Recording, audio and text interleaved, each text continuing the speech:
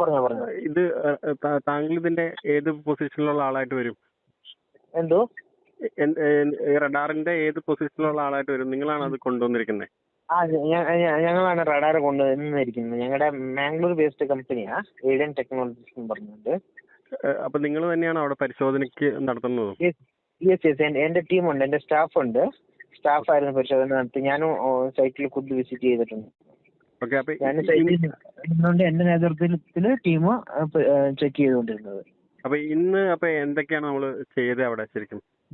ഇന്ന് നമുക്ക് അവിടെ റഡാർ കൊണ്ട് സ്കാൻ ചെയ്ത് അങ്ങനെ വണ്ടിയുടേതായ പാർട്സ് ഒന്നും കിട്ടിയിട്ടില്ല. അതിപ്പോ നമ്മളവിടെ അന്വേഷിച്ച സ്ഥലത്ത് ഏകദേശം അതൊരു 15 മീറ്റർ ഹൈറ്റ് ഉണ്ട് മണ്ണിന്റെ.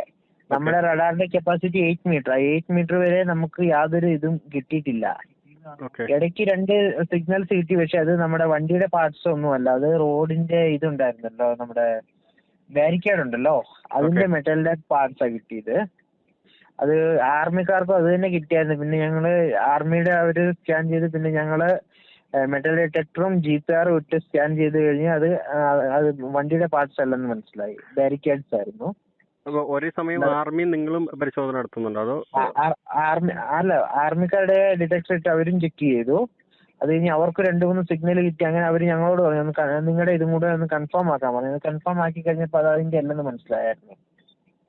ഓക്കെ. ഇതില് 8 മീറ്റർ വരെയാണോ? അതിൽ കൂടുതൽ മണ്ണുണ്ടോ ശരിക്കും അവിടെ? മണ്ണുണ്ട്. 10-12 മീറ്ററിന്റെ മേളിൽ മണ്ണുണ്ട്. അപ്പൊ ഇന്നത്തെ മാധ്യമങ്ങളിൽ ഇതനുസരിച്ച് പറയുന്നത് ഇപ്പൊ കരയിലുള്ള പരിശോധനകൾ അവസാനിപ്പിച്ചു എന്നാണല്ലോ പറയുന്നത്. അപ്പൊ ഇപ്പൊ ഇതുവരെ ഞങ്ങൾ അവിടുന്ന് വരുന്നിടം വരെ അവസാനിപ്പിച്ചെന്ന് പറയാൻ പറ്റുമല്ല. നാളെ ഇന്ന് ഞങ്ങൾ സ്കാൻ ചെയ്തെടുത്ത് നാളെ ഒരു മണ്ണ് മാറ്റി നോക്കാന്നുള്ള പ്ലാനിലായിരുന്നു ഉണ്ടായിരുന്നത് ഞങ്ങൾ വരുന്നിടം വരെ. ഓക്കെ. അപ്പൊ നാളെയും നിങ്ങൾ തന്നെയാണ് പരിശോധന നടത്തുന്നത്?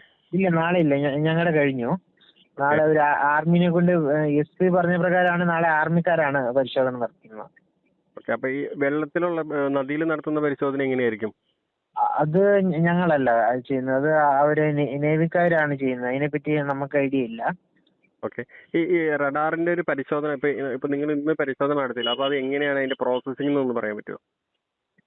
ഇത് ഗ്രൗണ്ട് പെനട്രേറ്റിംഗ് റഡാർ എന്ന് പറയും. ഇതിന്റെ അകത്ത് നമുക്ക് മെറ്റലും നോൺ മെറ്റലൊക്കെ ഐഡന്റിഫൈ ചെയ്യുക. ഇപ്പൊ ഇവിടുത്തെ കേസിൽ നമുക്ക് നോൺ മെറ്റൽ വേണ്ട, മെറ്റൽ മാത്രമാണ്. ഇതിന്റെ അകത്ത് മെറ്റലിൽ നമ്മുടെ ഹൈപ്പർബോള സിഗ്നൽ ഫ്രീക്വൻസി ഹൈ ആയിരിക്കും. അതുകൊണ്ട് നമ്മൾ മെറ്റൽ ആണോ നോൺ മെറ്റൽ ആണോ എന്ന് ഐഡന്റിഫൈ ചെയ്യാൻ പറ്റും ഇതിന്റെ അകത്ത്. ഓക്കെ.